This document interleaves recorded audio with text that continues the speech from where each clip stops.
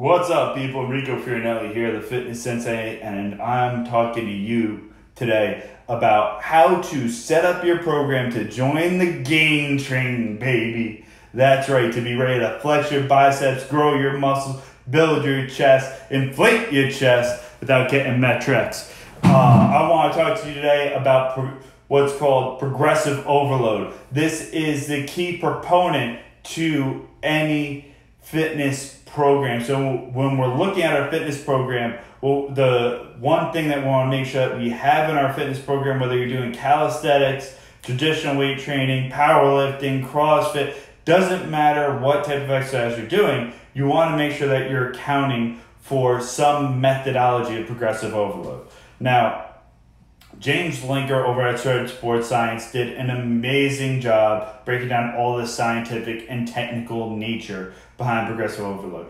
I'm going to explain it in plain, simple English. I'm going to link James's explanation below if you're more analytical and you need all those details.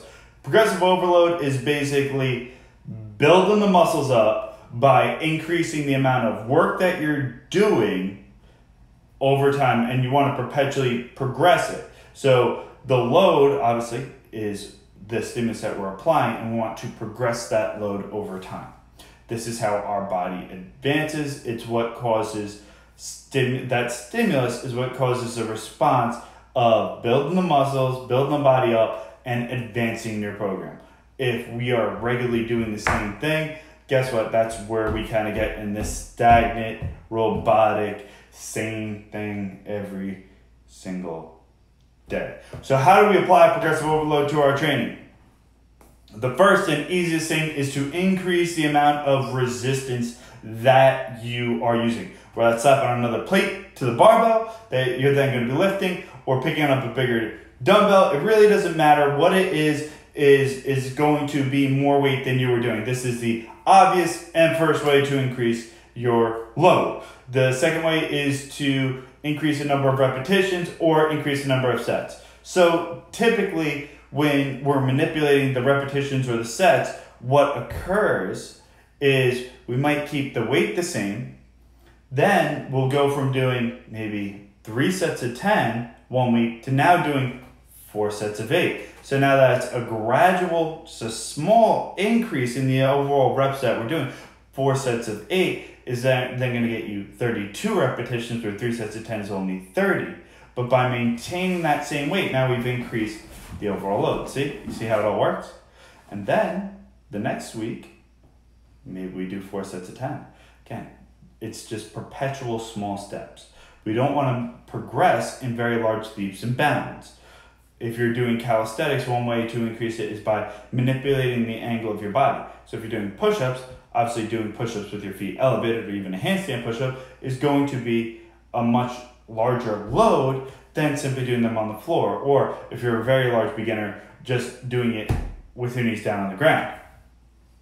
So that's kind of some different ways that we could do it. We could also work on progressive overload training by decreasing the amount of rest period that we have, and also by increasing the amount of time under tension that we do have. So simply by loading weight over time and squeezing the muscles really tight and moving slowly, we are increasing the body's muscle activation. Now, in the same notion, one thing that kind of goes a little bit counter to the time under tension is also the force production. So when I was a strength coach at Rutgers, we used to actually have meters that would measure the force production for particular lifts. We literally hooked it up to the bar and measured it. What I want you to think of is, with force production, force is mass times speed. So now the quicker that you're lifting the weight and the slower that you're putting it down, the greater the amount of force production your body is doing, either concentrically on that contraction as you're opening up and you're resisting the force, or eccentrically as you rip it back up. So that's just a couple of different ways for you to manipulate your load during your workouts. As you're programming, as you're working through things, you don't want to have such a wide array of variables in your workouts where they don't feel the same or somewhat similar week to week. You don't want to be speaking a different language every day. You can't tell how much you're progressing in any language. Similarly, as you're going through your workouts, you don't want to be doing completely and utterly different things one day. You want to go through a 12-week cycle. This is a cycle. Or you want to go through a period of time where you're doing somewhat similar workouts and you're working on progressing your load week to week.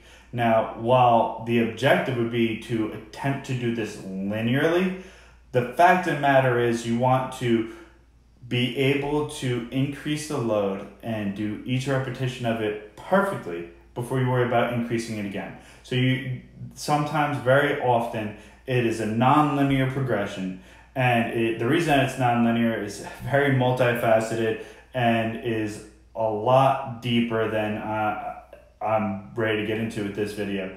But it's one of those things that we need to appreciate, that sometimes our body needs to catch up to the stimulus that we're putting it through. So my name is Enrico Fiorinelli. I'm the Fitness Sensei. Apply this to join the gains train, people. I'll catch you later.